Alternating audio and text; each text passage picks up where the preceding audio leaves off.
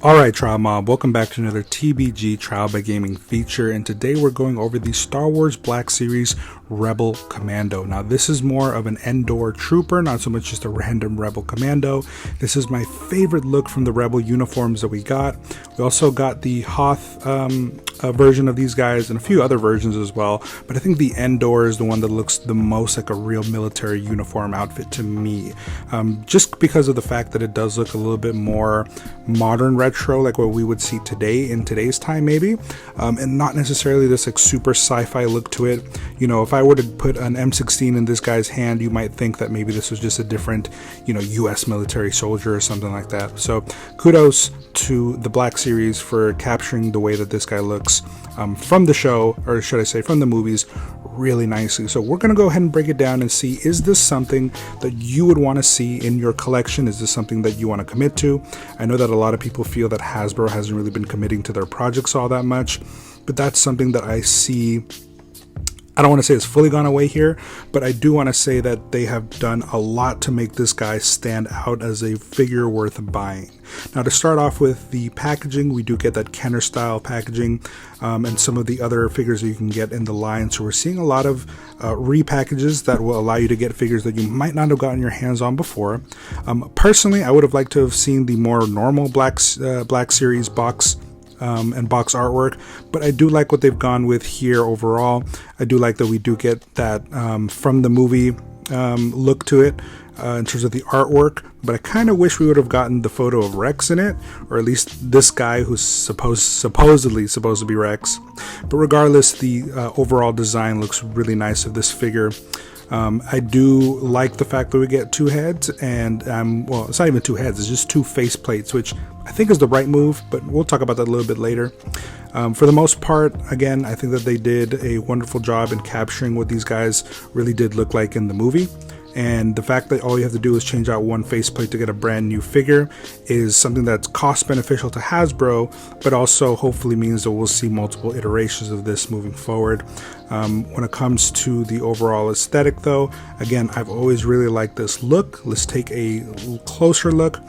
I like the way that the helmet looks. I like the fact that there's some, you know, dark, let's say forest green, and that headband. We see a little bit of damage, you know, going through some of that gray paint on the front and the back.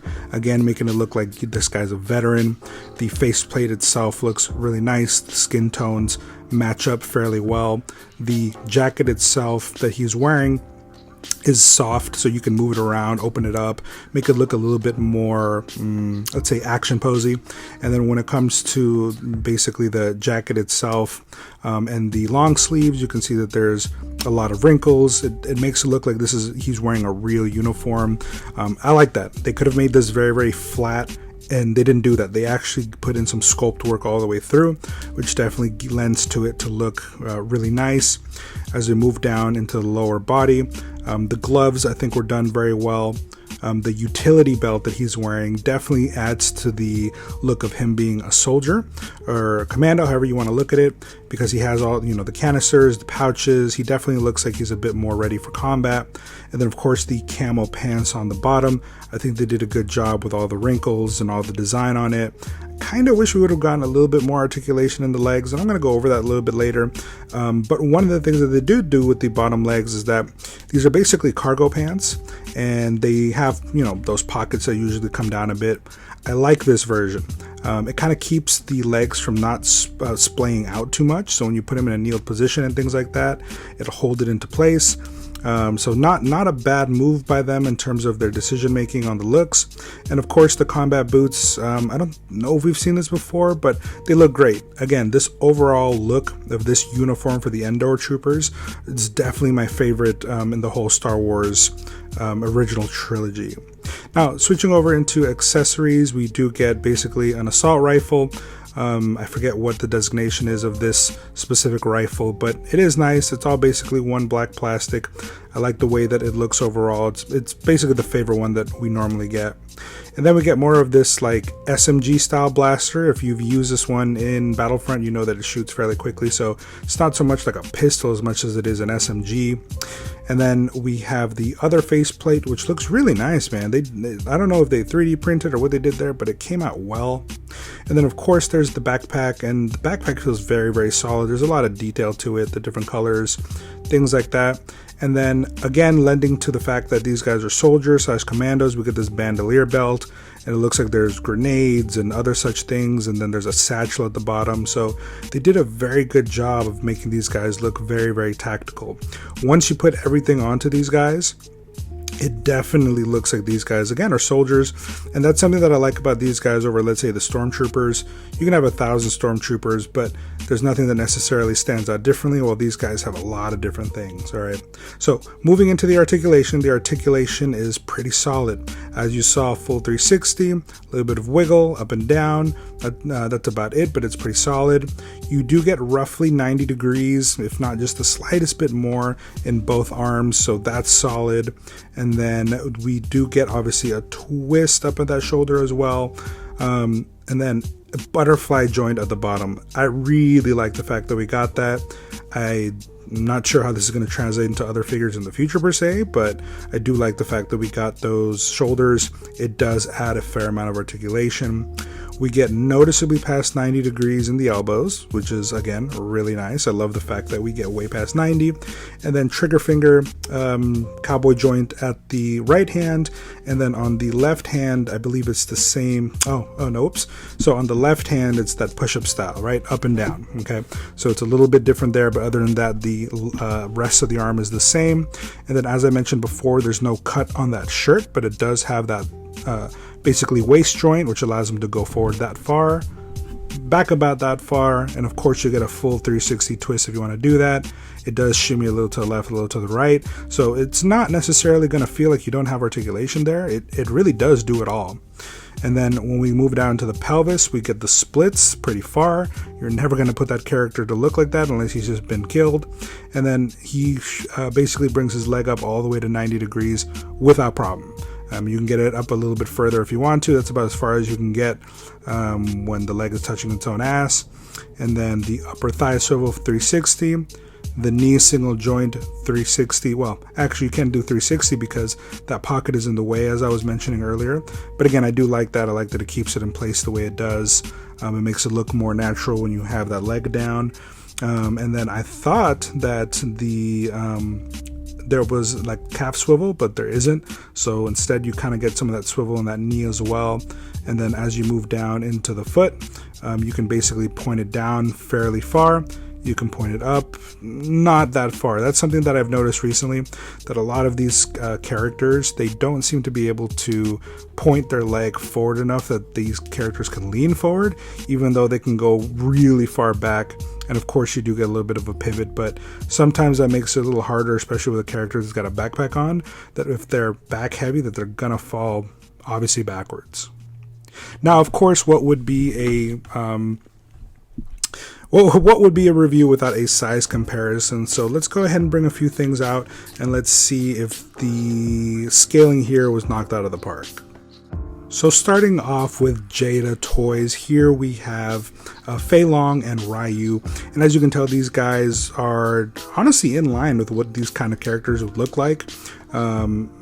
Obviously these are really, really muscular characters, while this is more of a regular, commando soldier, which wouldn't be focusing on that level of bodybuilding. But yeah, this definitely looks like something that you could take photography of, and it would definitely look right. These guys' heights match up, even though again, maybe I would say Jada Toys is the slightest bit taller.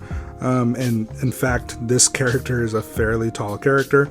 I'll show you a few more size comparisons in a sec in terms of Black Series, but yeah, we'll take a look at that in a moment. But again, when it comes to the Jada stuff, it's gonna line up fairly well. Now, switching over to Joy Toy, on the left we do have a 1/18 scale Tau Fire Warrior, and as you can tell, super tiny. This isn't going to match up in the slightest. But what's really interesting is on the right we have Sergeant Durok from the Infinity line of Joy Toy, and as you can tell, this is definitely more in line with a 1/12 scale type of figure. So while yes, technically he is a 1/18 scale, because he's a large figure, he actually goes really nicely with other characters. If he was like a werewolf soldier that was fighting against the rebellion or whatever have you, this looks like it could really happen. And it's funny because it's both technically retro future, right? Star Wars has that retro feel even though it's in the future, and technically Ariadne is the exact same thing in the Infinity lore. So this is actually a really good look overall. Alright, and here we have a few other big boys. So this right here is going to be Endeavor on the left, Thor on the right. These are very, very large figures. Again, the scale is going to be a bit different here, so even though the Rebel Commando is technically tall compared to other figures that we've gotten so far from Star Wars, these guys are way bigger, but in the series that they're from, they really do tower over everybody by this much. So if the Endor Trooper is 6 foot tall, both of these guys are 6'6", 6'7", and that really is how they're depicted in these shows. So technically speaking, again, this wouldn't necessarily stand out as incorrect in terms of scaling. Now switching over, we have SH Figuarts Mystic Gohan on the left, and I put this black cape on him hoping that it would make him look more cool, but it makes him look like a wizard, so bad idea. I'll find another thing to do with him. And then on the right we have Storm Collectibles Kano, looking real nice. When it comes to SH Figuarts, again, SH Figuarts tends to kind of run kind of small, so even though technically I guess Gohan here looks like he's like 5'5", 5'6", he's supposed to be like 5'9", which technically would be, you know, still shorter than a 6 foot, you know, Endor Commando. So it's hard to say if these scale correctly, but in terms of overall height, you could probably make a few, you know, videos, photos, whatever you want out of this, and it'll look good. But Kano's too tall. Storm Collectibles is going to run way too tall for you, for it to look right, unless you really know how to run your angles. Alright, so now for my favorite part. So this is going to be the playability. What is the playability of this figure? Well, it's Star Wars Black Series. They usually have fairly good articulation. Sometimes things do get in the way. I'm going to do a review of Darth Malak here soon enough. Well, I'll speak about that a little bit more, but I think playability for these guys is, especially for the Endor Commando, is just as good as the stormtroopers that they'll be fighting against. If you want to get him to aim down sight on all his weapons, he can do it. He can get his arms across as much as you need them to. He has the butterfly joints, so you can really get a nice look. This would not look nearly as nice if you, let's say, didn't have those butterfly joints to kind of adjust the way that you want to put the arms down. But everything moves in the way that you want it to. Nothing seems to get in the way. And replayability here, or I should say rebuyability here, is really high, because yes, of course you can buy, you know, 20 or 30 stormtroopers, and that's fairly awesome. But what if you want to buy, let's say, 30 Endor troopers and it's the same face every time? This isn't Attack of the Clones. But that's what's cool about this guy, that he does come with multiple options, right? He has 2 different faces, so you have at least 2 different characters. You have 2 different guns, so you can do different things. And actually, before I keep going with that, look, I was able to get him in a prone position and still aim down sight. That's pretty solid. You can do a lot when it comes to basically the way that you want to pose this guy up. He can do it all, whether it's prone, kneeling, standing. There's a lot that you can do, and nothing really gets in your way. You don't feel like you're fighting the figure at all. The figure does exactly what you want it to do, as you can see from just how easily it is to move it around and put into different poses. But again, yeah, rebuyability is pretty high here. You should at least buy 2 of these so you can have both faces.